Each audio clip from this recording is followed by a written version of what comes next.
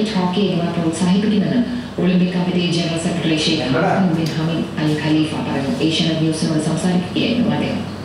ഏറ്റവും കൂടുതൽ വനിതകൾ പങ്കെടുക്കുന്ന ലണ്ടൻ ഒളിമ്പിക്സിൽ ബഹ്റൈനിൽ നിന്നും 12 കായിക താരങ്ങളാണ് പങ്കെടുക്കുന്നത്. ഇതിൽ 8 പേരും വനിതകളാണ്. ഒഫീഷ്യലുകൾ ഉൾപ്പെടെ 30ഓളം പേർ പങ്കെടുക്കുമെന്ന് Olympic committee general secretary Sheikh Ahmed bin Hamad Al Khalifa പറഞ്ഞു. 75% is female athletes, which is something that we are proud of, which goes in line increasing the number of female athletes participants in the Olympics. We have 2 swimmers, a male and a female. In shooting we have 1 female athlete. And in athletics we have 9 athletes that have qualified. ബഹ്റിന്റെ Mariyam ജമാലിൽ ഏറെ പ്രതീക്ഷയാണ് ഉള്ളതെന്നും പുതുതാരങ്ങൾ ഭാവിയിലെ വാഗ്ദാനങ്ങളാണ് എന്നും അദ്ദേഹം കൂട്ടിച്ചേർത്തു.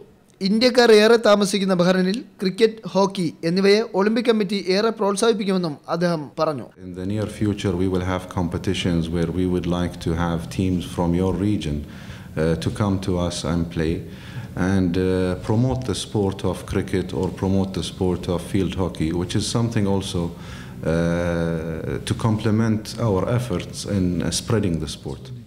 റമദാൻ സമയമായിട്ടും കായിക താരങ്ങൾ മികച്ച പരിശീലനമാണ് നടത്തുന്നതെന്നും ഏറെ പ്രതീക്ഷയാണുള്ളതെന്നും മീഡിയ മാനേജർ മുഹമ്മദ് ലോറി വ്യക്തമാക്കി. 1984 ലോസ് ആഞ്ചലസിൽ ഒളിമ്പിക്സിൽ പങ്കെടുത്ത ബഹ്റിന്റെ ജൈത്രയാത്ര തുടരുകയാണ്. ബഹ്റിനിൽ നിന്നും സേതുരാജ് കടക്കൽ, ഏഷ്യാനെറ്റ് ന്യൂസ്.